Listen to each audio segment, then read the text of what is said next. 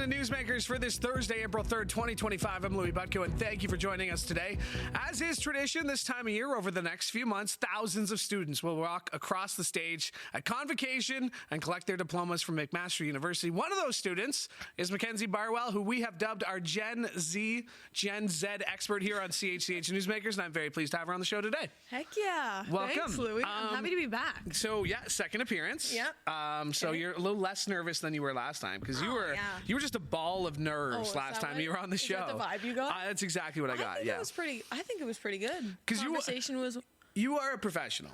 Oh, thank you. Yes. I think so. And I've spoken very highly of you since we met. I think you have a great future in this business, and you've already surpassed things that I thought you'd be able to do, including a couple of recent assignments for CBC. Yes, so and, exciting. the university games. Yeah, it was pretty cool. How did that come about?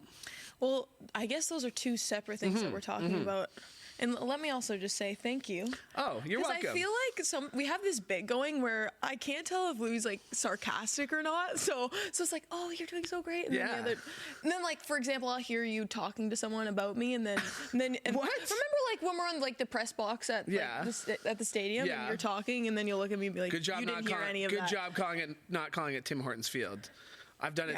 I've done it several times since the name has been changed. Yeah, you gotta be careful. I've gotten several dirty looks for calling it no longer the former donut box. Let's talk about the FISU. That's the first one. So I mean, really cool opportunity. Thank you very much. First of all, what were the FISU games, and how did you get involved in them? Okay, so the FISU World University Games, as in the title, it is an international competition for university athletes, which, coming from my perspective, was the coolest thing ever. Having all of my, essentially the foundation of my sport media experience being based in university sports.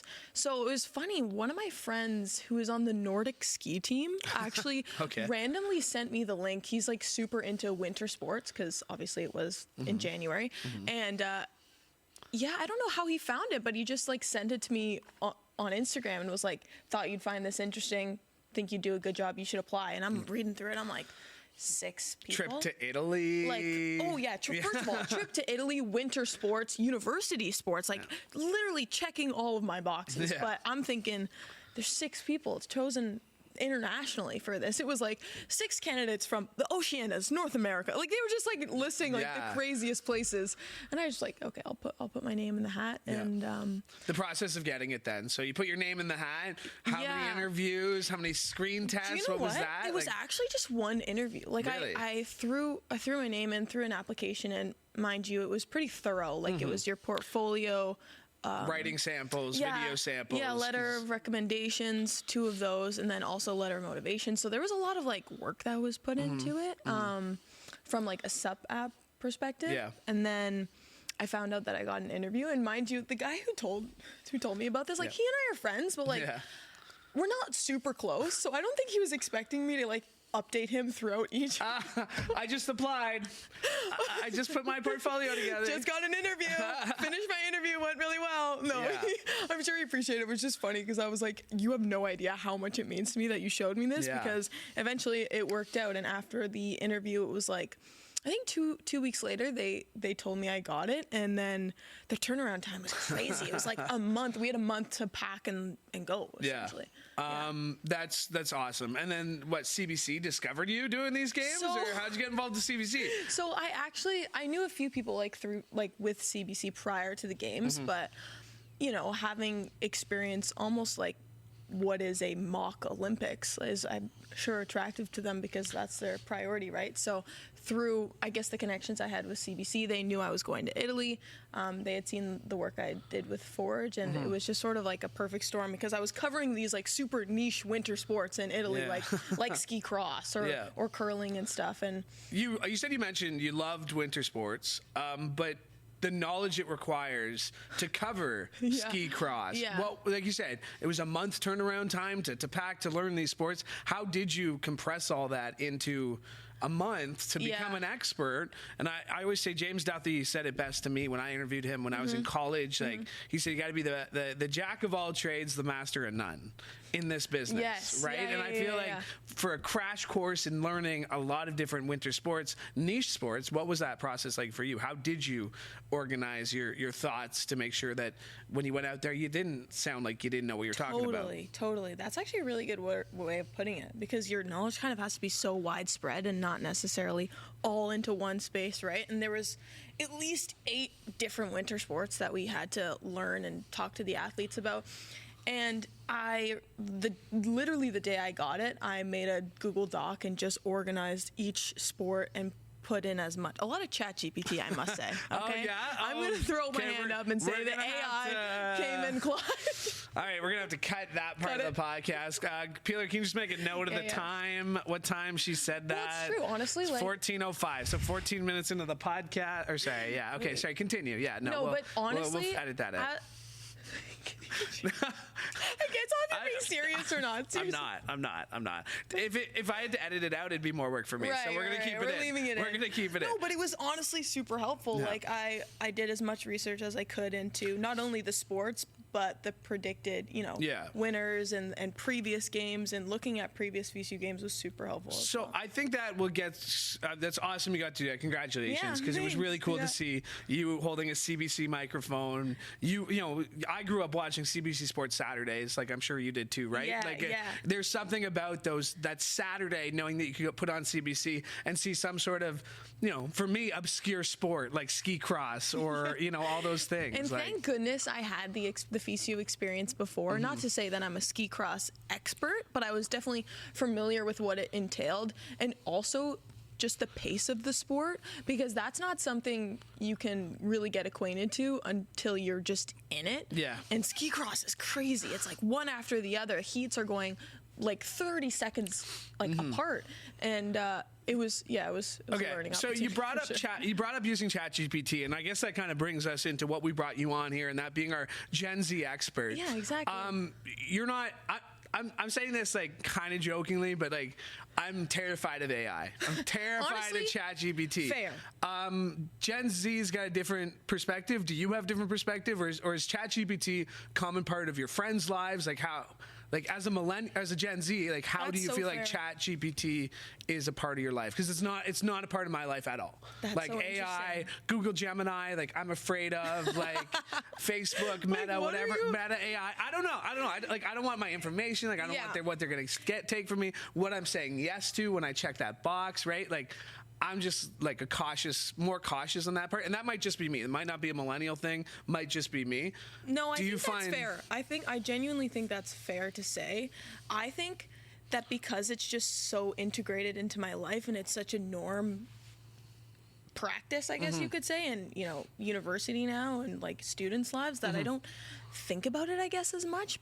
But there are certain things where I raise an eyebrow. I'm like, that's kind of creepy. Like, for instance, I was using my friend's laptop, and I was just on ChatGPT trying to see how I should do something, and then the way it was responding was a different tone than my ChatGPT. You know what I mean? And all of a sudden, I'm like, wait, they actually really. These things, like, it knows you, you know? So there's definitely moments where I'm freaked out. But then you go right back to it the next day. I will say it goes over my head, and then I continue to, like, give it more.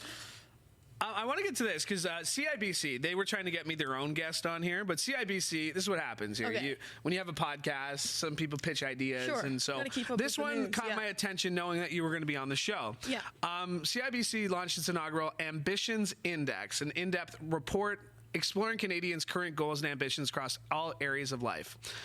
It says Gen Z is redefining success, pursuing passions, spiritual growth, and social impact. This is according to CIBC. Gen Z's ambitions and priorities are in creating balance and adding meaning in their lives.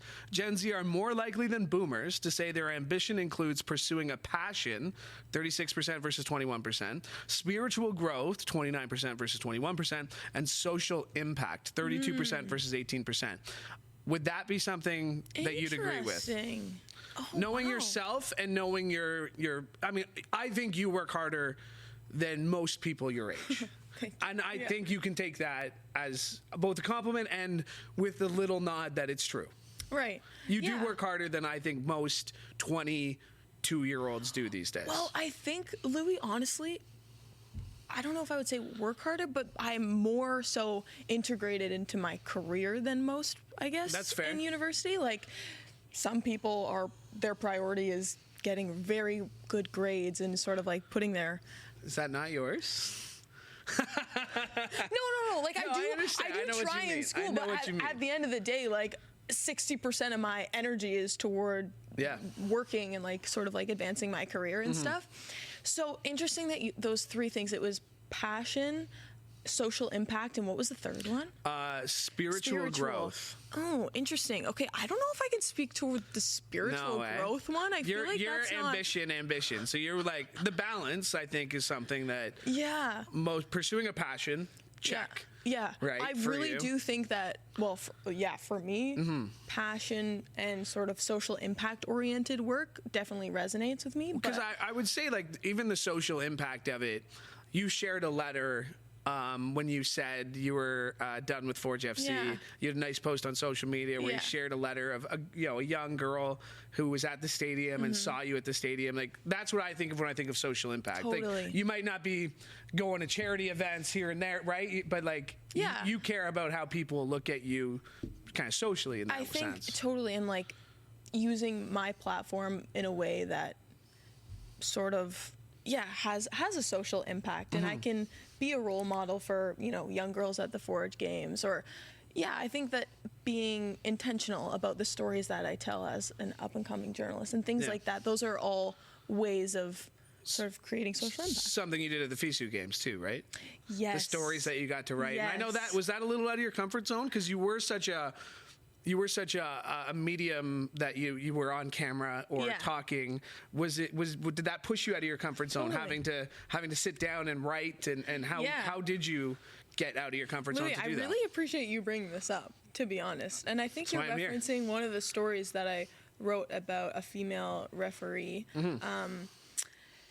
Well, let me just backtrack and talk about the writing portion, because I applied without having any formal writing experience apart from, of course, school and things like that. I didn't have any published articles at that point. So a piece of me was a little hesitant in terms of like the approach to it and the whole process. I didn't really know, but I think I had like the foundational communication skills and enough articles I had read myself to, feel confident going into it. And just at the end of the day, it was a learning experience, right? Like they choose candidates for the FISU program, Young Reporters program, who want to learn and want to be better and learn essentially to be a professional sports journalist. So I think they had tempered expectations, knowing I didn't submit any like article, examples and stuff. It's a lot of video, here, a lot of on-camera stuff. That's She's great. Good on camera. Okay. No, but honestly, I think because of all of the experience I had building relationships and rapport with athletes and sports professionals, I felt like the interviews I could get would set me up for success in writing the articles. You know what I mean? Yeah. Yeah. And so you mentioned this female referee story you're very proud of. Why was that so special to you to tell that story? Well, first of all, give us a little background on the story, and then tell us why it was important. Yeah. It was a day where typically, for context, we had assignments every day, and they would say, okay, Mac, you're going to the men's hockey final, write a game recap. Other days they'd say it's a feature story of your choice. So again, like going back to just being intentional about what I wanted to write about, and I'm very passionate about women working in sport, whether that's from an athlete or ref perspective to a media perspective. And I knew I wanted to focus on female referees because that was one of the things I noticed watching hockey. It was like, wow, I love seeing, the ponytail out the helmet of a referee. It just looks cool. And I noticed one woman in particular who just like, she looked beautiful, honestly. Like her hair, she looked like she had like blonde like extensions, like just an outwardly very feminine female ref. Yeah. And that was something I kind of caught myself being surprised by. And then I challenged, okay, why am I so shocked to see such an outwardly feminine ref right now? And I pulled her aside and just told her I'd love to have a conversation with her, not really knowing anything about her, to be honest. And come to find out, she had this crazy experience just up and coming being a ref. I think she worked in, I'd have to look at the article again, but she worked with the NHL and just very, very renowned organizations, and being able to give her a platform to tell her story and the challenges that she experienced and the obstacles that she faced to get to that point. And also just being an example for girls who feel like they can't both be into sports and be super girly. You know? I don't know if I explained that well. I think I immediately think of Sarah Nurse, who was asked about it a few weeks ago. She's like, why do you do your makeup before you go on the ice? Like, why do you, like, you're going to sweat it all off anyway? Yeah. And somebody asked her that question, and she's like, I do what feels comfortable for me. Like, who cares if I'm wearing makeup? Who cares if it's going to run? I feel my most confident like this, so who cares what people think? Totally. It is a confidence thing, too. I want to get back to this survey here. Gen Z is more likely than boomers to say that money doesn't impact ambitions. That one here kind of hesitated. They set themselves very challenging goals and ambitions, 70% to 34% to boomers, and they place greater importance on bigger goals and ambitions than smaller, more practical ones. Okay, interesting. Okay, the first one you talked about. Money doesn't impact ambitions. I feel like that's pretty common theme, to be honest. At least like say Gen Z are more likely 44% to 33%. I think the expectation, at least in what I've experienced, is if you are passion driven, you have to accept making very little money, especially at the beginning. So I think maybe that's where it comes into play. Yeah. You know? But you don't want to sacrifice future earnings. No, don't sacrifice future earnings. But if you want to like build a portfolio and like brand yourself, you do have to, I guess, participate in free work, if you will. You worked for free. You've worked for free. Actually, I don't think I've worked for free. I don't think I've worked for free. I've worked for very little. Okay, yeah, that's fair. And I've taken. I've done things to, build my portfolio that I haven't been paid for necessarily. Okay, yeah. But everything on my resume, I should say, I guess I've been. The setting very challenging goals and ambitions. Do you have like Olympics 2028 like front of mind? Like, is that? Yes. Yeah. Yes. I mean, that's because that is I would describe broadcasting at the Olympics before you turn 25 as a very challenging goal and ambition. I think you're going to do it. I truly believe that. Thank you, Louie. But that's a very challenging goal and ambition. So that kind of fits right into it. Totally. I think you think of the Olympics or the World Cup next year, and especially working in sports, it's these major, major events, these huge, ambitious goals that are sort of top of mind. And I don't know if everyone necessarily takes the incremental steps necessary to work toward it, but that's sort of like my view, like having these things sort of up there and just taking each step to get in that direction. So your newest step is definitely working towards 2026, I will say.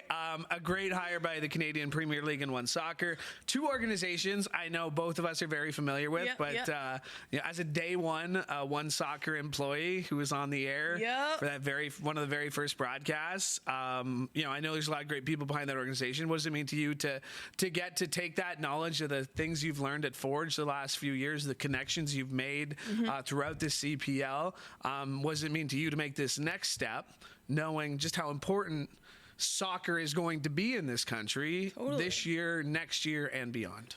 It means a lot to just play a small role in building this league. As you mentioned, 2026 is around the corner, and Canada soccer is only growing right now. And 30th today. They moved up to 30th in the world rankings. That's the highest ever.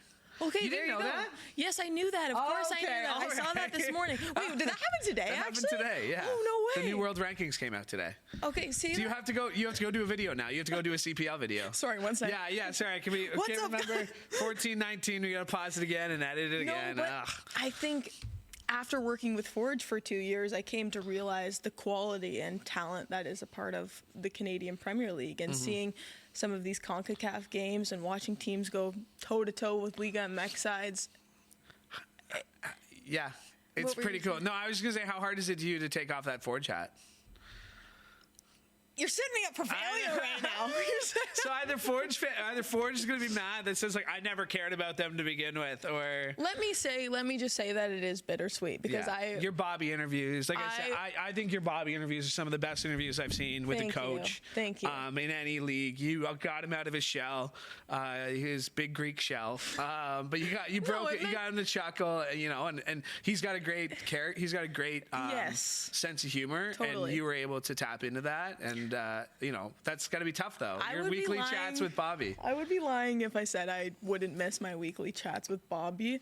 Luckily, I'm going to be sidelined with OneSoccer, so I'll still be at the stadium and interacting with coaches, Forge players, etc. But why do I feel like you're copying me, like my career path, but also like exceeding my career path? Say that.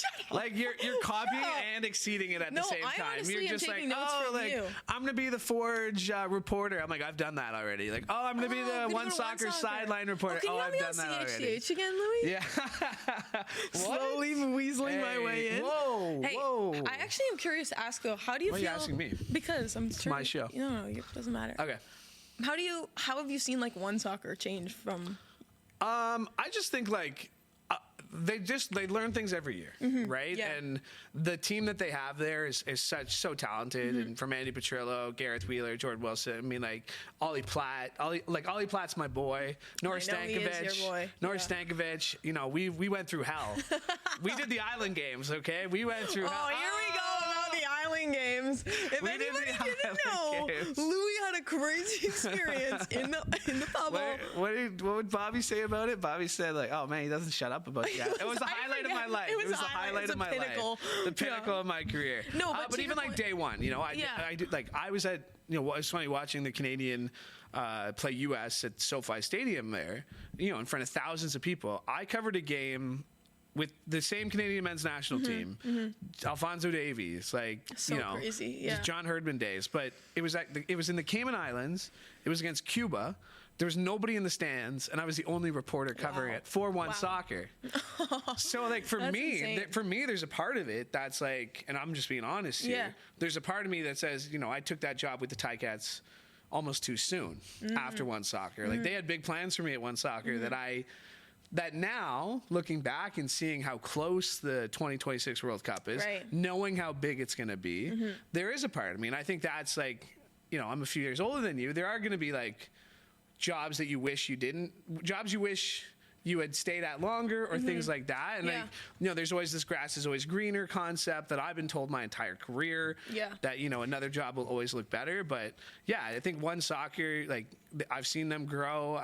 They're great people who are running the place. But knowing that the World Cup is in Toronto next year, and knowing and seeing everybody's growth there, yours included, this year, I'm sure. But it's crazy to think about your experience working with Andy, Gareth, all those, because they are people who I have looked up to over the past couple years, especially when I started working with Forge and was watching their content weekly to just keep up to speed on everything in the league. But I think that's one of the biggest things I'm excited for, is to just learn, because these are like vetted professionals. Andy Petrillo has been such a role model to me.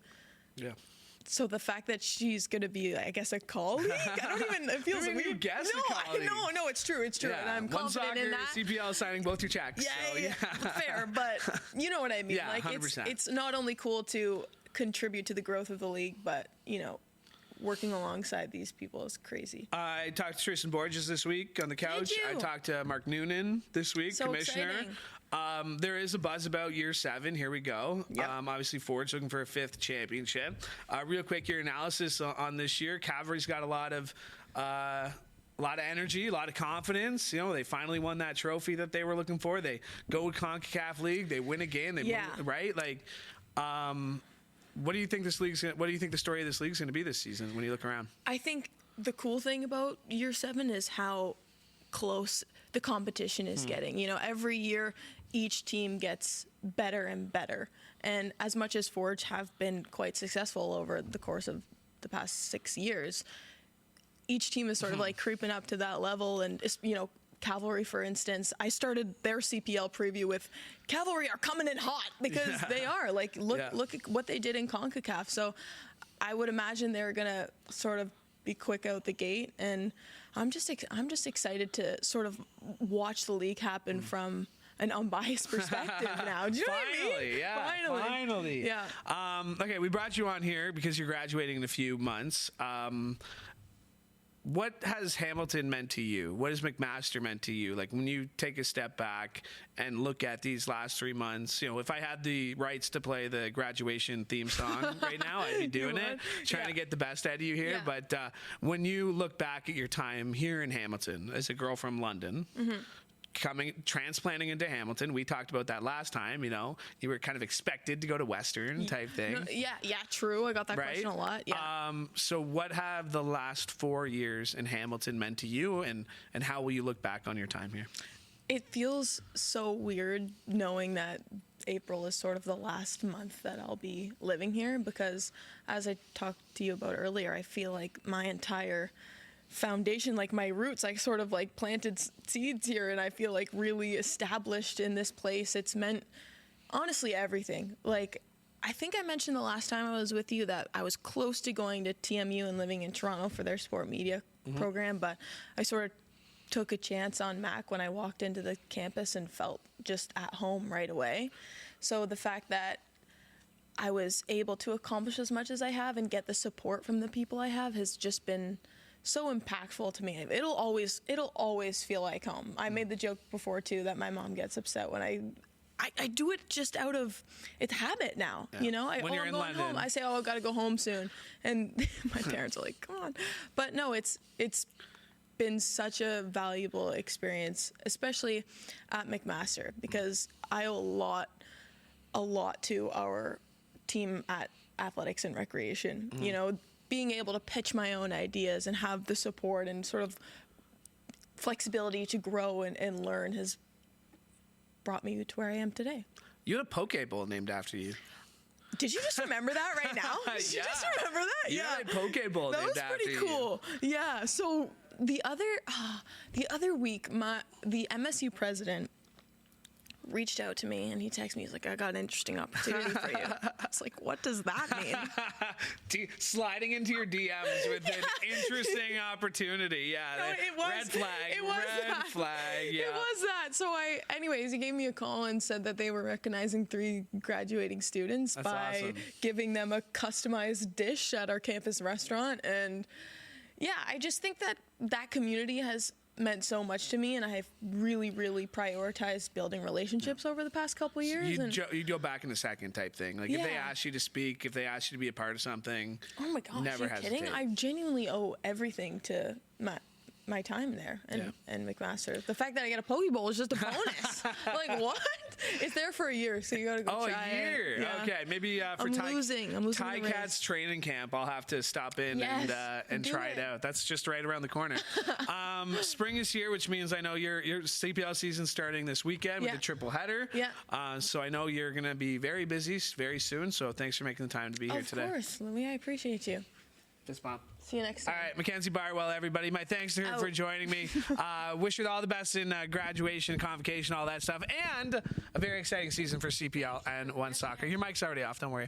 All right, I want to thank Mackenzie Barwell for joining me today. I want to thank you because we could not do the show without your support. And hey, while you're here, make sure you like and subscribe to CHCH Podcast. You never miss an episode of this show or any of the other great shows we have for you, including Sportsline with Bubba O'Neill, talking about the CPL. He was with Commissioner Mark Noonan today.